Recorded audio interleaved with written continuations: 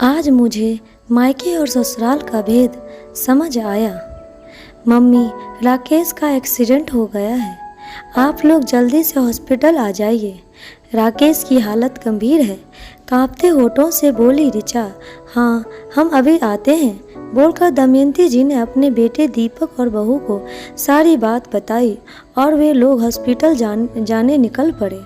Hospital पहुंचकर देखा तो दामाद राकेश आईसीयू में थे और उनकी बेटी ऋचा बहुत रो रही थी। दीपक के पूछने पर ऋचा बोली, भाई मैं, राकेश और दोनों बच्चे कल रात राकेश के फ्रेंड के बेटे के जन्मदिन की पार्टी में वापस आ रहे थे। तब अचानक दाईं ओर से एक गाड़ी आई और उसने हमारी कार को टक्कर मार दी। मुझे और बच्चों को तो थोड़ी सी चोट ही आई है, मगर राकेश हालत गंभीर है। 2-3 दिन दमयंती जी और भाई दीपक ऋचा के साथ हॉस्पिटल के रुके, जिसमें दीपक कभी कभार मेडिकल से दवाई ले आता। फिर दीपक को भी ऑफिस जाना था तो वह हॉस्पिटल से घर चला गया और ऋचा के पिता भी एक पाँव से अपाहिज थे। तो दमयंती जी भी ऋचा से दामाद जी का ध्यान रखने बोल अपने घर चली आई। करीबन 6 दिन बाद आज राकेश को होश आया था और उसे घर वालों से मिलने की इजाज़त दी गई थी। राकेश को होश में देखकर ऋचा की जान में जान आई थी, मगर डॉक्टर के कहे मुताबिक अभी राकेश को 8-10 दिन और हॉस्पिटल में रहना पड़ेगा। राकेश की ऑफिस से उनके बॉस राकेश से मिलने हॉस्पिटल आए और ऋचा को 2 लाख रुपए देकर गए। वैसे ऋचा अब तक राकेश की सेविंग्स के 4 लाख रुपए और खुद के गहने बेचकर आए पैसे हॉस्पिटल में भर चुकी थी। राकेश के दोस्तों ने भी 2 लाख रुपए का जुगाड़ कर ऋचा की मदद की थी। आज राकेश के बॉस ने भी 2 लाख रुपए दिए थे। अब हॉस्पिटल में जमा कराने ऋचा को 3 लाख रुपए की और ज़रूरत थी। दरअसल राकेश और हेल्थ इंश्योरेंस अभी 4 दिन पहले ही खत्म हुआ था, जिसे राकेश रिन्यूअल करवाने ही वाला था, मगर बीच में हॉस्पिटल ऑफिस के काम से उसे बाहर जाना पड़ा, जिस वजह से वह हेल्थ इंश्योरेंस रिन्यूअल नहीं करवा पाया और उसके साथ अकस्मात इतना बड़ा हादसा घट गया। वैसे तो अब तक ऋचा ने हॉस्पिटल का सारा अब तक का खर्चा भर दिया था, मगर वह यह लास्ट 3 लाख रुपए भरने के बारे में सोच कर ऋचा परेशान हो गई। अब तक तो उसने अपनी सेविंग्स गहने से जुगाड़ कर लिया था और राकेश के ऑफिस के बॉस और दोस्तों ने भी ऋचा के मांगने से पहले ही ऋचा की मदद करी थी, मगर अब 3 लाख रुपए और भरने थे। ऋचा को अपने मायके की याद आई। ऋचा अपने मायके पहुंची और उसने अपने पापा से 3 लाख रुपए मांगे। पिता गिरधारी लालची एक पाँव से वैसे भी असहाय थे। उनकी महीने की पेंशन भी उनके बेटे के हाथ में चली जाती थी। वे बोले, बेटा, इस मामले में शायद दीपक ही तेरी कुछ मदद कर पाए। ऋचा अपनी माँ दमयंती जी से बोली, माँ, सिर्फ 3 लाख रुपए की बात है। सिर्फ राकेश को हॉस्पिटल से छुट्टी मिल आप बात करिए ना भैया से। दीपक भैया से सिर्फ 3 लाख रुपए चाहिए। दमयंती जी बोली, ऋचा, मैं तो कहती हूँ तुझे यह पैसे तेरे ससुराल वालों से मांगने चाहिए। आखिर राकेश जी उनके इकलौते बेटे हैं और यदि तेरे ससुराल वाले पैसे देने से इनकार करे तो केस ठोक देना उन पर। और हाँ, गहने तो तूने बेच दिए, मगर अब अपना फ्लैट बेचने की गलती मत करना। और रही बात दीपक से पैसे लेने की, तो बेटा, दीपक से पैसे कहाँ से पैसे देगा? अभी उसे तो भी आर्थिक तंगी चल रही है। तूने देखा नहीं हॉस्पिटल में भी कैसे तेरा भाई भाग भाग कर जमाई बाबू के लिए दवाइयाँ ला रहा था। यह सब सुनकर ऋचा की भाभी रानी रसोई से आकर बोली, ऋचा दीदी, सो आने सही बात कह रही है। सासू माँ, दीपक पर भी अभी बहुत बोझ है। जिम्मेदारियों का, ना ही हॉस्पिटल में भी कैसे तेरा भाई आई बाबू के लिए दवाइयाँ ला रहा था। यह सब सुनकर ऋचा की भाभी रानी रसोई में आकर बोली, ऋचा दीदी सो आने सही बात कह रही है सासू माँ। ऋचा फटाफट मायके की सीढ़ियों से उतर गई, जिसकी आवाज़ पिता गिरधारी लाल जी के कानों तक गूंज पड़ी। बेचारे असहाय गिरधारी लाल जी अपनी पत्नी और बेटे का रवैया भली भांति पहचानते थे। पैसों की कोई कमी न होते हुए भी आज एक सगी माँ और सगे भाई ने इस घर की बेटी की मदद करने से इनकार कर दिया था। गिरधारी लाल जी को अपनी बेटी के लिए मन ही मन दुख हुआ, मगर वे लाचार थे, कर ही क्या सकते थे। गिरधारी लाल जी का मन बेटी के लिए बेचैन हो उठा। उन्हें मन तो कर रहा था कि वे अपनी बेटी को रोक ले, मगर रोक कर देंगे भी क्या, उनके पास उनका अपना था ही क्या। दमयंती जी कभी अपने पति की बात मानी कहाँ थी। हमेशा उनके अपाहिज होने पर उनको उलाहने ही तो देती आई थी। वे बेटे दीपक और दमयंती जी ने मिलकर अपने पिता को एक किनारे कर दिया था। जब तक वे कमाते थे तब तक तो उनकी इजाज़त थी, मगर उनके रिटायर होने के बाद उनका होना ना होना घर वालों के लिए एक बराबर था। दमयंती जी हर बारी गलत बातों में भी दीपक का साथ दिया करती थी। आज बेटे के पैसे खर्च ना हो जाए, इसीलिए अपनी ही बेटी को जरूरत के समय दमयंती जी पैसों के लिए मना कर दिया था। ऋचा ने आकर नीचे से टैक्सी पकड़ी और उसमें बैठकर उसकी आंखों में आंसू आ गए। जिस माँ और भाभी के कहने अनुसार ऋचा अब तक चलती आई थी, आज उन्हीं लोगों ने ऋचा की मदद करने से इनकार कर दिया था। ऋचा अच्छे से जानती थी कि उसके मायके में पैसों की कमी नहीं है और सिर्फ 2-3 बार मेडिकल से दवाई ले आना क्या भाई का अपनी बहन के प्रति इतना ही फर्ज बनता है जो आज उसे गिनाया जा रहा था। उस दिन हॉस्पिटल में भी भाई दीपक ने एक बार भी नहीं कहा था कि कुछ पैसों की जरूरत हो तो मैं मदद कर दूंगा। ऋचा के पास भी अब और कोई आस ना थी, इसीलिए वह अपने मायके 3 लाख रुपए मांगने पहुंची थी। ऋचा को गांव में रह रहे अपने सास ससुर की याद आई, मगर उसने जब तक उन्हें राकेश के एक्सीडेंट की खबर भी तो नहीं दी थी। ऋचा को वह दिन याद आ गए जब उसने राकेश की पत्नी बन ससुराल की चौखट पर अपने कदम रखे थे। ऋचा ने शादी के बाद कभी अपने सास ससुर को इज्जत नहीं दी, क्योंकि वे दोनों गांव से थे। राकेश यहाँ शहर में नौकरी करता था, जहाँ उसे ऋचा से प्यार हुआ और उसने ऋचा से शादी करने का मन बना दिया। मगर राकेश ने अपने शादियों के बाद उसके माता पिता को भी हमेशा के लिए यहाँ अपने पास शहर बुला लिया था, जो बात ऋचा को बिल्कुल अच्छी नहीं लगी थी।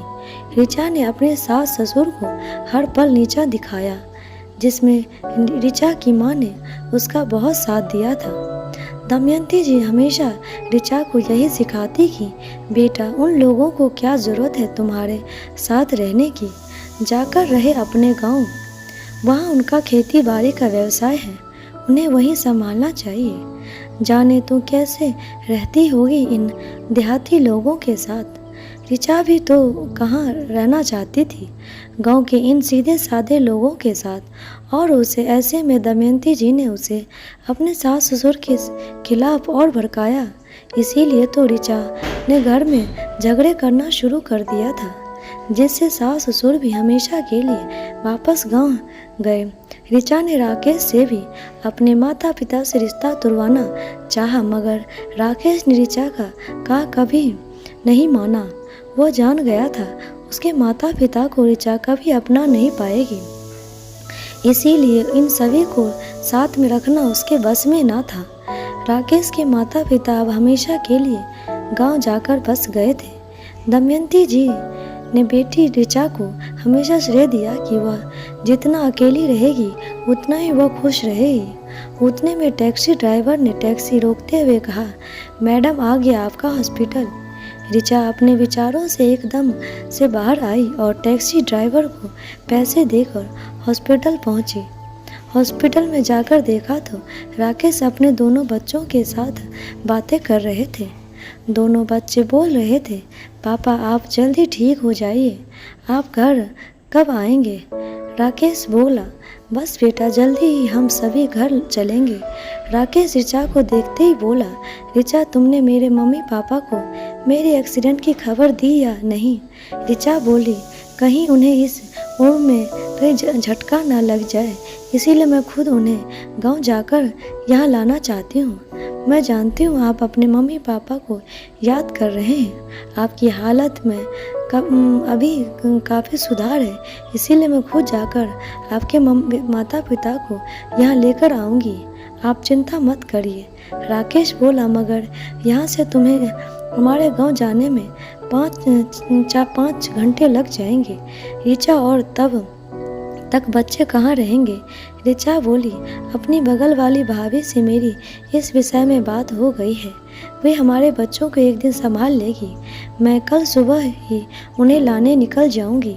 दूसरे दिन सुबह सुबह ऋचा टैक्सी करके अपने सास ससुर को लिवाने के लिए निकल गई। ऋचा घर पहुंची तो देखा घर में सास गोदावरी जी घर के काम कर रही थी।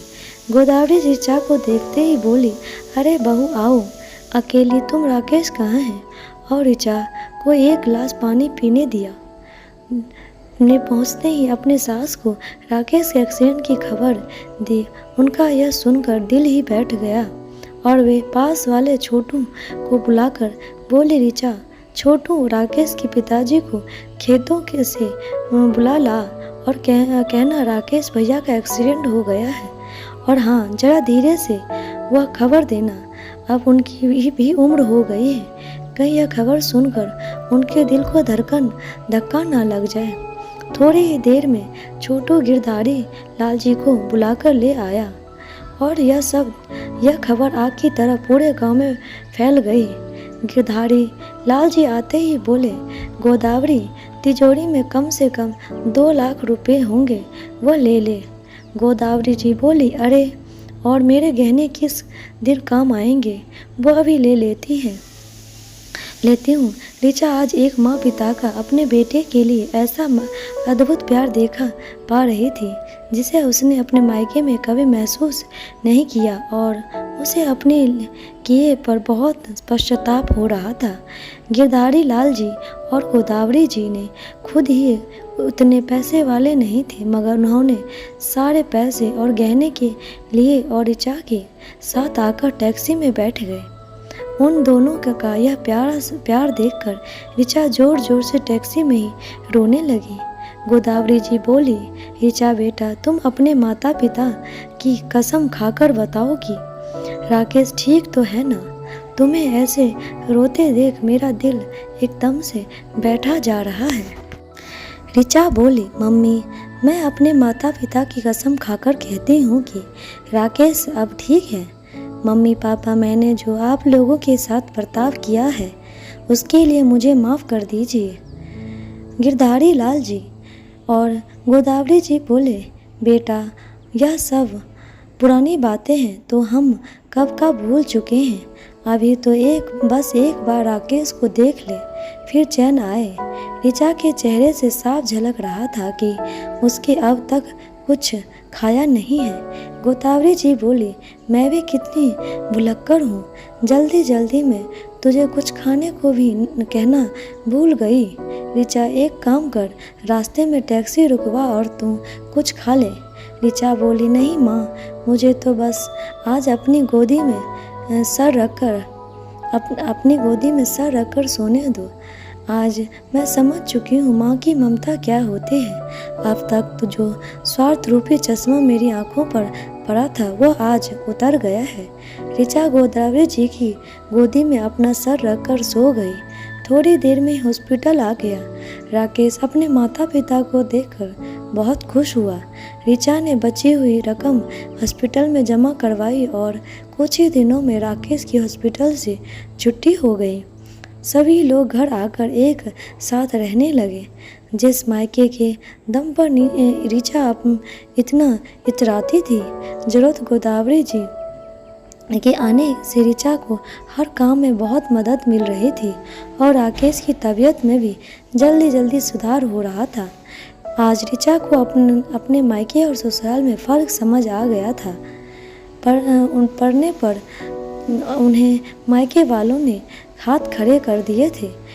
एक माँ ने ऐसे समय में अपना पल्ला झाड़ लिया था, वहीं दूसरी माँ ने ऐसे समय में उनका साथ दिया। ऋचा सोच रही थी, काश वह कभी अपनी माँ की बातों में नहीं आई होती तो उसका बसा बसाया घर नहीं गुजरता और ना ही सास ससुर को इतने ताने देती। आज यही सास ससुर बेटे बहू के काम आए, जबकि एक समय पर ऋचा ने उनका खूब अपमान किया था। राकेश अब पूरी तरह से ठीक हो चुका था।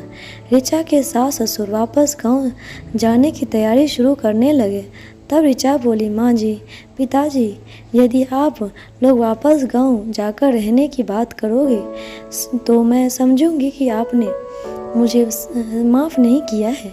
वैसे भी इन महीनों बहुओं से इतना स्नेह मिला था कि गांव तो वे लोग भी नहीं जाना चाहते थे, मगर राकेश के एक्सीडेंट की ऐसी खबर सुनकर सब कुछ बिखरा हुआ ही छोड़कर चले आए थे। गोदावरी जी बोले, बेटा, हम लोग वापस ज़रूर आएंगे। तुझे तेरी गलतियों का पश्चाताप हुआ, हमारे लिए यही काफ़ी है। दोस्तों, यह ज़रूरी नहीं कि हर माँ बेटी को सही सलाह ही देती है। कुछ माँ अपनी बेटी की घर गृहस्थी में आग लगाने का काम भी करती है। इसीलिए हो सके तो कभी अपनी बेटियों को उनके ससुराल के लिए गलत सलाह ना दे, उनकी गृहस्थी में अपनी टांग ना अड़ाएं। इस कहानी में तो बहू को अपने सास ससुर की कद्र हो जाती है, मगर ज़रूरी नहीं कि हमेशा बहुओं को अकल आ जाए। और हर घर किससे अलग होते हैं। कभी कभी सास खुद बहू को नहीं बसने देती है, कभी ताली एक हाथ से बजती नहीं है। आपकी क्या राय है? नीचे कमेंट बॉक्स में ज़रूर बताइएगा आपको यह कहानी कैसी लगी। कृपया अपनी प्रतिक्रिया दीजिए तथा मेरी अन्य रचनाओं को पढ़ने के लिए मुझे सब्सक्राइब अवश्य करिएगा। धन्यवाद।